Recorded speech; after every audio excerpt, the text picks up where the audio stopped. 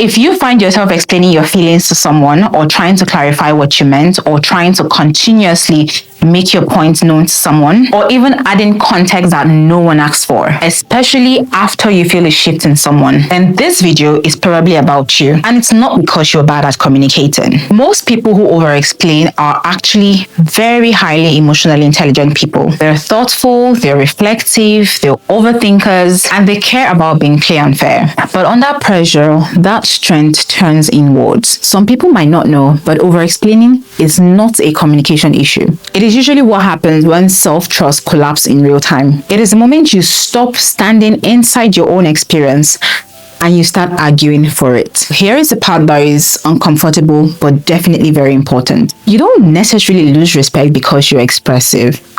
You lose respect when you override yourself. When you continue over-explaining, what you're unconsciously signaling is, I'm not sure if this is enough on its own. And people don't usually respond to your words first. What they respond to is that uncertainty that you're feeling, that doubt you're having in yourself at that time. And this is not to say that you're cruel, but it's because humans instinctively mirror confidence or even doubt in people.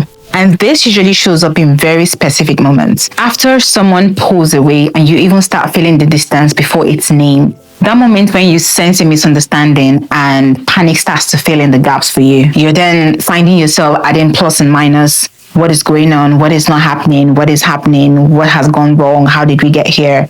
Or even when you are afraid of being too much, too emotional, or too unreasonable. So you then preemptively soften your truths just so that you're not seen as too much. Now, that is when the paragraph you didn't plan to send suddenly emerges. This isn't manipulation, and it's definitely not neediness. It's safe to say that it's a nervous system response. For explaining most times is the body's response to get back to safety mode. Your body at this point is trying to restore safety, restore you back to that safe zone that you've always been in, to secure connection before it's even lost. Especially if at some point in your life, being misunderstood didn't feel safe to you at all. So your system learned, if I explain it better, I will be okay. I will feel good within myself.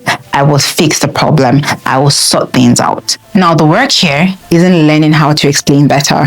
It is learning when not to even explain yourself at all. Because if something is true for you, it doesn't need a defense. It doesn't need you to be a defender of your own peace or your protection or your safety. And if someone that says they care about you needs you to justify your experience in order for them to respect it, that is not a communication gap. That is a capacity gap. Here is a simple pause to try. The next time you are feeling that urge to explain yourself, to shalaye, as they would say from back home, ask yourself this question. Am I sharing, or am I just trying to convince? Now, if it's the second one, nothing you add will actually help. Nothing you say will change anything. If you're trying to just convince, silence is often the most self-respecting response. And if you don't take anything from this video, I want you to take that line. The reason we sometimes lose respect is not because we feel deeply for people. You lose that respect when you abandon yourself to be understood all the time. That's desperation, that needs to be heard, that need for people to see your point of view, that need for people to understand the reasoning why things are done or why you've done things the way you've done them. Listen to this. The people who are capable of holding you don't need the explanation. And the ones who do, they were never listening to it anyways. If any part of this video has felt familiar to you in any way, you are not alone and you are definitely not wrong. And if you've learned something or gained something from this video, do not forget to like, share, and subscribe, and I will see you in my next one.